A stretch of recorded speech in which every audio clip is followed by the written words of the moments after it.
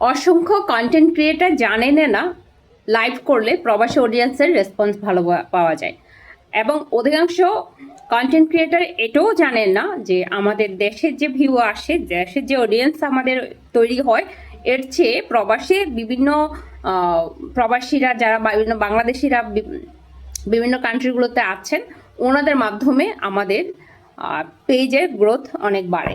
এটা আমরা অসংখ্য কন্টেন্ট ক্রিয়েটার জানি না। আসসালামু আলাইকুম, সবাই কেমন আছেন? আশা করছি সবাই খুব ভালো আছেন। যিনি বা যারা যেখান থেকে ঠিক এই মুহূর্তে আমাদের ভিডিওটি দেখছেন, যদি ভালো লেগে থাকে প্লিজ লাইক, কমেন্ট, শেয়ার দিয়ে পাশে থাকবেন।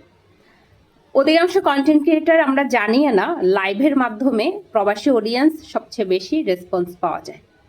আপনার পেজে একজন কন্টেন্ট ক্রিয়েটার হিসেবে আপনার টার্গেট থাকবে আপনার দেশে যতটা পরিচিতি আছে, পপুলারিটি আছে, বাহিরের অডিয়েন্সের কাছে ওটা তৈরি হোক।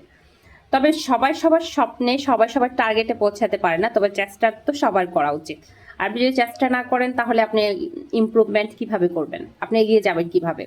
যাই হোক, যেটা বলছিলাম, আমি লাইভ করি, অনেকে আমাকে লাইভে এসে প্রশ্ন করেন, আপু লাইভ করলে পেজের কী লাভ, লাইভ করলে কি হয়? আসলে লাইভ করলে একদম আমি যেই কারণে লাইভ করি, ফার্স্ট টার্গেট হচ্ছে আমি প্রবাসী অডিয়েন্সদেরকে টার্গেট করি, মানে ওনাদেরকে ইনভাইট করার জন্য আমি লাইভ করি।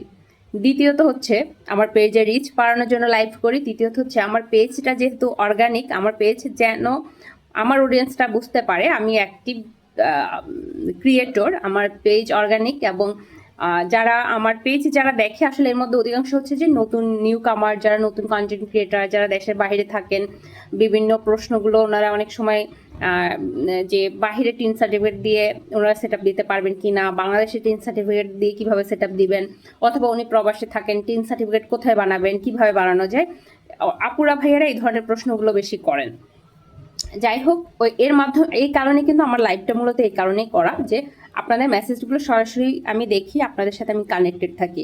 লাইভ করার এই সুবিধাটা, মানে আমি তো বেশ কয়েকটার কথা বললাম যে পেজে রিচ বাড়ে, ফেসবুকের কাছে আমি যে অথেন্টিক এটা প্রুভ হয়, এর চেয়ে বেশি প্রুভ হয় আমার যারা বাহিরের অডিয়েন্স আছে ওনাদের সাথে আমার পরিচিতিটা বিল্ড আপ হয়, এবং লাইভের মাধ্যমে সরাসরি কানেক্টেড থাকতে পারি। আমি ওনাদের কোনো ধরনের আমার ভিডিও সম্পর্কে, আমার কন্টেন্ট সম্পর্কে কোনো ধরনের মতামত থাকলে সেটা আমি সহজে নিতে পারি।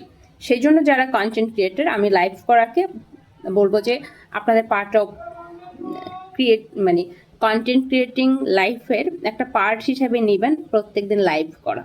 আপনার ভিডিও আপলোড করাটা যতটা একদম রেগুলারিটি মেনটেন করতে হবে আপনার পেজ ধরে রাখার জন্য, ঠিক একইভাবে লাইভ নিয়মিত করবেন। এই হচ্ছে লাইভ কেন করি, লাইভ কেন করতে হয়, লাইভের গুরুত্বটা। ধন্যবাদ।